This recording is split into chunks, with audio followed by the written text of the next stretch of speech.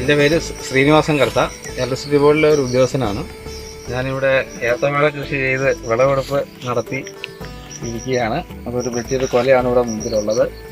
ഇവിടെ തൊട്ടടുത്തുള്ള SPCയുടെ ബ്രാഞ്ച് പാലിയത്ത് ഏജൻസിൻ്റെ നടന്നുള്ള ജൈവവളമാണ് ഉപയോഗിച്ചത്.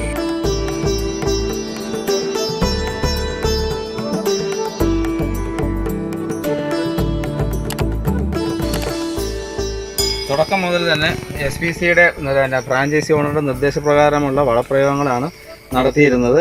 അതിൻ്റെ വിശദ വിവരങ്ങൾ ഫ്രാഞ്ചൈസി ഓണറായ ശ്രീ തമ്പി പറയുന്നതായിരിക്കും. ശ്രീനിവാസൻ കർത്ത എന്ന വ്യക്തി എൻ്റെ വീടിനോട് തൊട്ടയലക്കത്താണ്. എൻ്റെ ഫ്രാഞ്ചൈസി ബ്രാഞ്ചിൻ്റെ അടുത്താണ് വീട്. ഞാൻ പുള്ളി വാഴ നടുന്ന ആ സമയത്ത് തന്നെ ഞാൻ പല നിർദ്ദേശങ്ങൾ പറഞ്ഞു. അതനുസരിച്ച് പുള്ളി അത് പ്രവർത്തിച്ചു.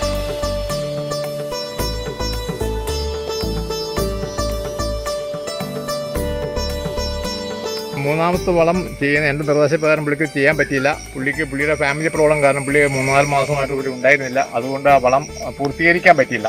എങ്കിലും വളരെ എഫക്റ്റീവായിട്ട് നമുക്ക് നല്ലൊരു കൃഷി കിട്ടി. പുള്ളി വളരെ ഹാപ്പിയാണ്. പറഞ്ഞതനുസരിച്ച രീതിയിൽ എനിക്ക് ചെയ്യാൻ സാധിച്ചില്ല.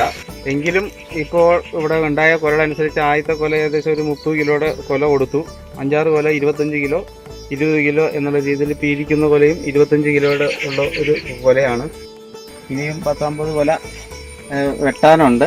അപ്പോൾ എന്തായാലും ആ രീതി നോക്കുമ്പോൾ പൂർണ്ണ തൃപ്തനാണ് ഞാൻ.